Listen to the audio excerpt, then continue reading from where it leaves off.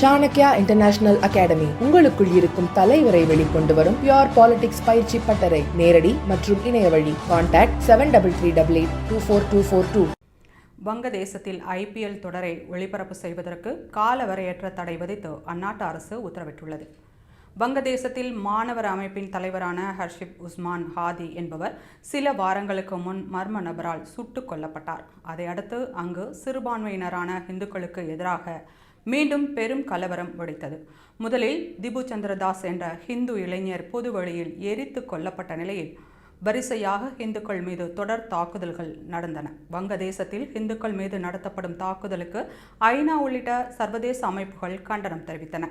இந்த நிலையில் கலவரத்திற்கு சில நாட்களுக்கு முன்னர் IPL தொடருக்கான ஏலம் நடந்தது. அதில் வங்கதேச கிரிக்கெட் வீரரான முஸ்தபிசூர் ரஹ்மானை கொல்கத்தா நைட் ரைடர்ஸ் அணி ஏலத்தில் எடுத்தது.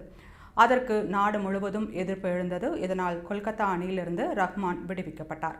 இந்த நிலையில் வங்கதேசத்தில் IPL தொடரை ஒளிபரப்புவதற்கு காலவரையற்ற தடையை அந்நாட்டு அரசு விதித்துள்ளது. இதுகுறித்து வங்கதேச அரசு வெளியிட்ட அறிக்கையில் 2026ஆம் ஆண்டு மார்ச் 26ஆம் தேதி முதல் IPL தொடர் நடக்க இருக்கிறது. அதில் கொல்கத்தா நைட் ரைடர்ஸ் அணியிலிருந்து வங்கதேச வீரர் முஸ்தபிசூர் ரஹ்மானை விலக்குவது தொடர்பாக இந்திய கிரிக்கெட் கட்டுப்பாட்டு வாரியத்திடமிருந்து உத்தரவு வந்துள்ளது. அந்த முடிவுக்கு பின்னால் நியாயமான காரணம் இருப்பதாக தெரியவில்லை. BCCIயின் இத்தகைய முடிவு வங்கதேச மக்களை வேதனையில் ஆழ்த்தியுள்ளது. எனவே மறு அறிவிப்பு வரும் வரை IPL போட்டிகள் மற்றும் அது தொடர்பான நிகழ்ச்சிகளை ஒளிபரப்பு செய்வதை நிறுத்தும்படி வங்கதேச நிறுவனங்களுக்கு அறிவுறுத்தப்படுகிறது என்று வங்கதேச அரசு வெளியிட்ட அறிக்கையில் தெரிவிக்கப்பட்டுள்ளது.